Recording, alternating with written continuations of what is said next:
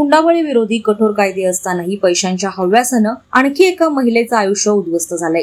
नवी मुंबईतील तळोजा परिसरातील नावडे गावात 21 वर्षीय वैशाली पवार हिच्या जीवन प्रवासाचा हृदयद्रावक शेवट झाल्यानं परिसरात संतापाची लाट उसळलीय। पोलिसांच्या माहितीनुसार 10 मे 2023 रोजी वैशालीचं लग्न उमेश पवार या तरुणाशी थाटामाटात झालं होतं।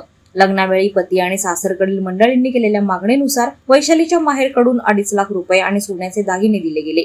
मात्र एवढ्यावरच समाधान न मानता सासरकडून कार खरेदीसाठी वैशालीने आणखी 1 लाख रुपये आणावेत असा दबाव वाढवण्यात आला। यातूनच वैशालीला सतत त्रास देण्यात येत होता। पती उमेश पवार, सासू अरुणा पवार, सासरे रमेश पवार, नणंद सोनू राठोड, दुसरी नणंद नेहा राठोड आणि मेहुणा कृष्णा राठोड या 6 जणांकडून तिच्यावर त्रासाची मालिकाच सुरू होती।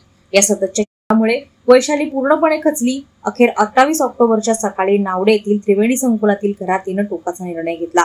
घटनेची माहिती मिळताच तळोजा पोलिसांनी घटनास्थळी तात्काळ धाव घेतली। वैशालीच्या वडिलांनी दाखल केलेल्या तक्रारीनुसार पोलिसांनी पती, सासू आणि सासऱ्याला ताब्यात घेतलं असून उर्वरित आरोपींचा शोध सुरू आहे।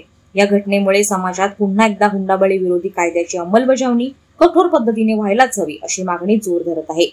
वादळवारा लाईव्ह साठी न्यूज ब्युरो, नवी मुंबई। नवी मुंबई व रायगड जिल्ह्यातील ताज्या बातम्या आणि घडामोडींसाठी सबस्क्राईब करा वादळवारा लाईव्ह चॅनल आणि दाबा बेल आयकॉन।